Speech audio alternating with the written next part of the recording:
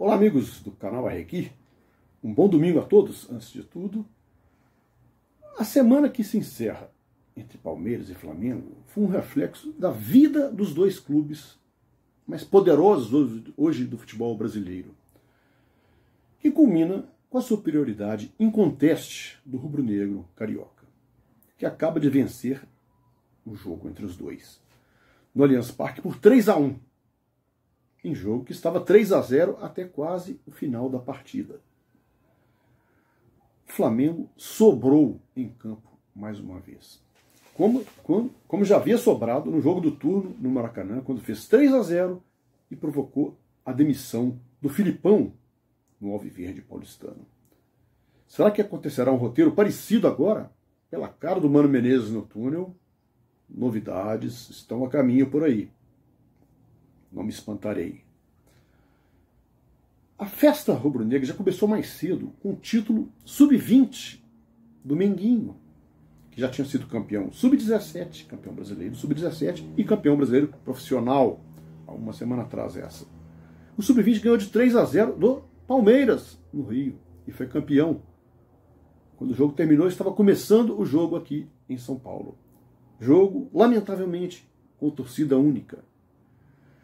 Os jogadores do Flamengo deram um tapinha de luva ali ao entrarem e saudarem uma hipotética torcida. Foram até o local em que estaria a sua torcida, caso lhe fosse permitido o acesso, e saudaram o vazio.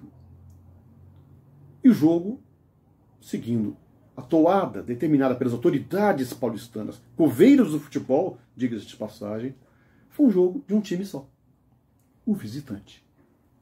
O Flamengo deitou e rolou em cima do Palmeiras, que só cresceu quando o adversário tinha tirado totalmente o pé, poupando-se nitidamente do desgaste dos últimos jogos, da proximidade do Mundial, da necessidade de se preservar de alguma forma. Aos 5 minutos, Arrascaeta fez o primeiro gol do jogo, o gol que em princípio foi anulado pelo auxiliar Guilherme Dias Camilo. O árbitro Ricardo Marques Ribeiro anulou. Só que, consultando o VAR alertou para ele. O gol foi legalíssimo, uma jogada de 3. Bruno Henrique, Gabriel na direita, rolou para o meio, Arrascaeta rolou com um gol vazio. Gol legal, sem nenhum problema. Foi até chato o locutor gritando gol 1 minuto e meio depois. Que coisa chata, né? O Flamengo fez 1-0 e se tranquilizou. É bem verdade que teve um lance de pênalti não marcado para o Palmeiras neste primeiro tempo. O Dudu foi derrubado pelo Rodolfo, sim, foi agarrado. Só que o VAR investigou se haveria impedimento do Dudu. E não haveria. Agora o VAR foi cego para o outro lance principal, que houve a penalidade. O Rodolfo estava com a bola dominada, perdeu e agarrou o Dudu pela cintura. Um pênalti que, se convertido, mudaria o panorama do jogo, por que não? O Palmeiras igualaria a partida, cresceria e poderia ser outro. Mas aos 44, um golaço definiu o vencedor da tarde. O Rafinha deu uma bola atravessada da direita para a esquerda, o Arrascaeta deu um tapinha malemolente, minimalista, para humilhar, parece aquela jogadinha de sinuca que você vai lá com o adversário na beira da caçapa. Um toquinho para o meio da área e o Gabigol, Gabriel Barbosa, de virada, colocou no canto do Jailson 2-0, ali o jogo estava liquidado. Mais liquidado ainda ficou no primeiro minuto do segundo tempo. O Vitor Hugo foi brincar na área, tocou errada para o Diogo Barbosa, aliás, que ala esquerda lamentável do Palmeiras hoje. A bola sobrou para quem? Para o Gabigol, que fulminou o Jailson. 3-0. Aí o Flamengo tirou o pé realmente. O Jorge Jesus fez as substituições que ele deveria, tirou o jogador, Bruno Henrique saiu, tudo. Quando o Gabigol, sentindo um desconforto muscular, pediu para sair, já não havia mais jeito. Tinha entrado, os 3 jogadores reservas já tinham entrado, não podia mais mexer. O Gabriel ficou meio no sacrifício ali e o Palmeiras aproveitou para crescer, muito na luta, na vontade, mais do que na técnica. O Palmeiras não tem time. A diferença entre os dois em campo é que um tem time, um é um time, um conjunto, o outro não é.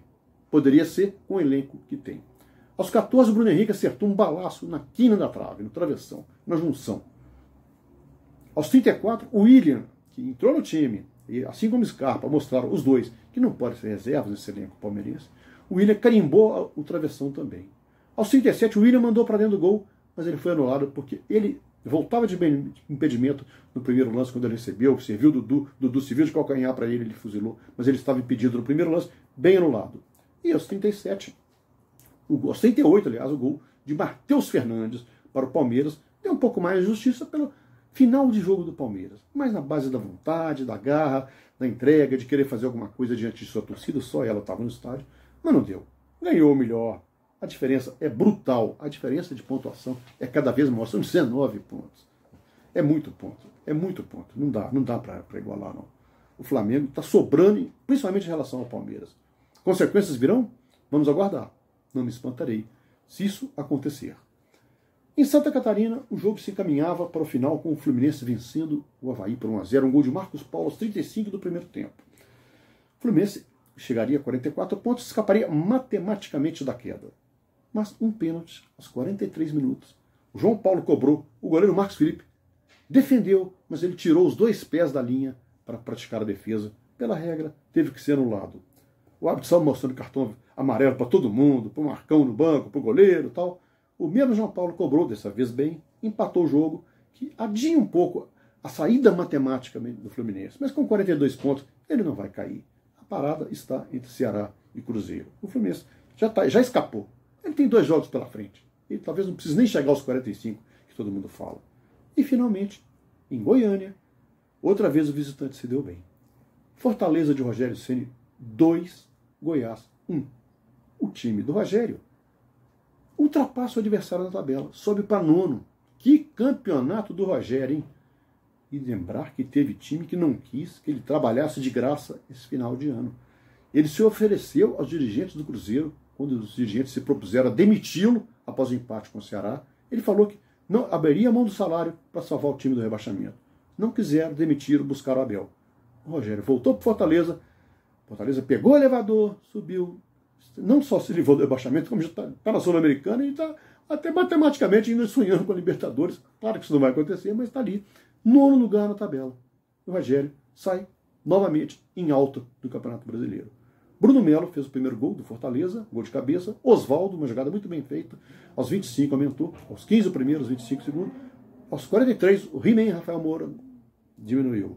Mas o Goiás tentou de tudo quanto é jeito, o Tadeu foi para a área no final, não conseguiu vencer. O Goiás deu uma rateada nesses últimos jogos aí. Fortaleza fazendo bonito no campeonato. Agora, daqui a pouco a gente volta com os comentários dos jogos de 6 e de 7. É isso aí, minha gente. Assine o canal Arregui aí, vamos se inscrever. Um abraço.